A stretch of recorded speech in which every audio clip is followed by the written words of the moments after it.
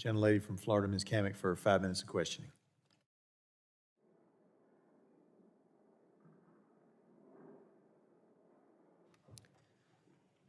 Thank you, Secretary Becerra.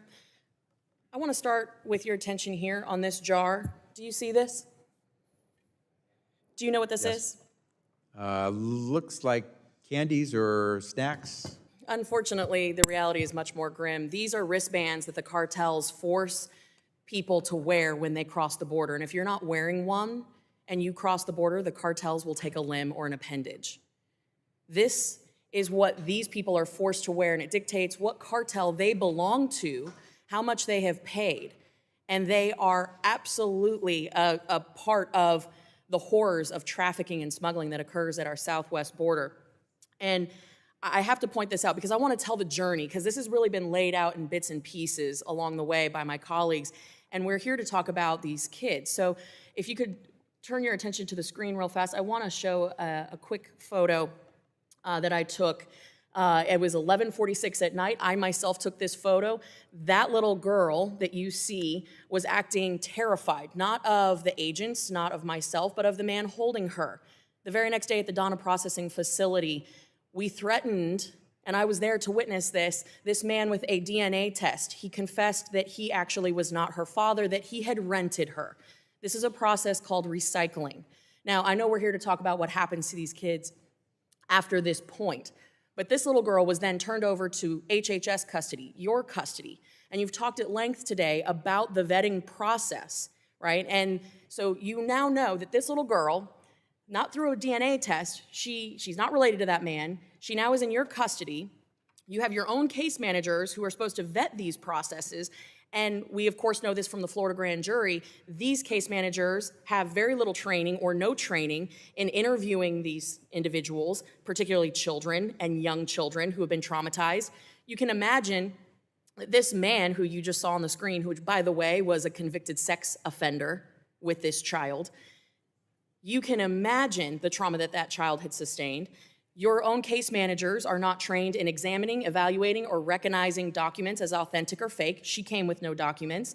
They have no official training when it comes to trauma-informed interviewing skills, no official training when it comes to investigating the safety or legitimacy of addresses to which a UAC may be sent.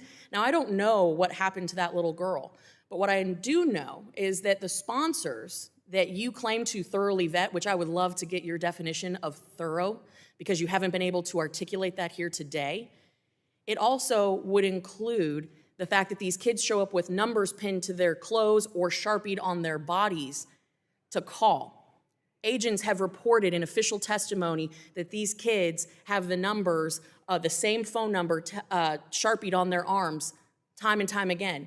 Now, we've heard, of course, of situations where the same sponsor is being called, and magically 20, 30, 40 kids end up with that sponsor.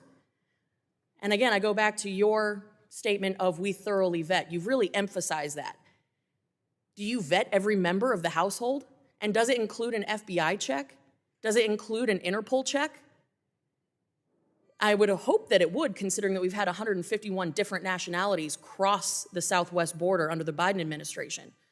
But I'm guessing that it doesn't, because only 9% of the UACs are subjected to a DNA test with their sponsor, less than 23% to a background check. And again, I should point out for the record the fact that you release these folks, these kids, to sponsors that are in the country illegally.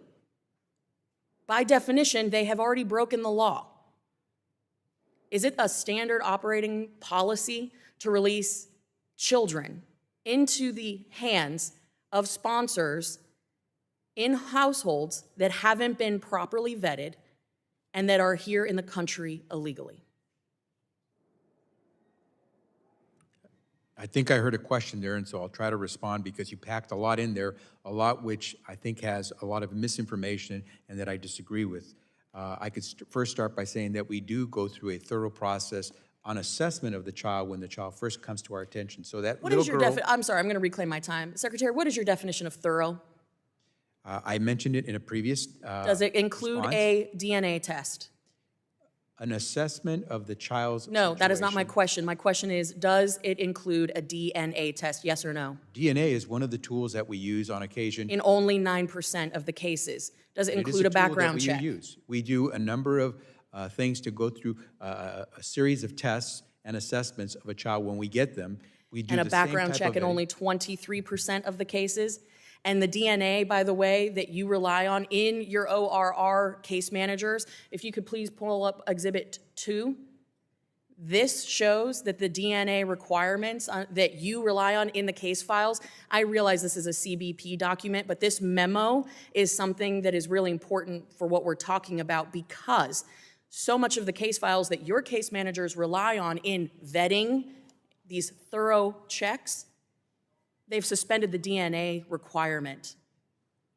I'm out of time. I know you want to answer the question anyway and deviate from your carefully crafted talking points, but I think this is disgusting that 85,000 children are missing, and it's on your watch.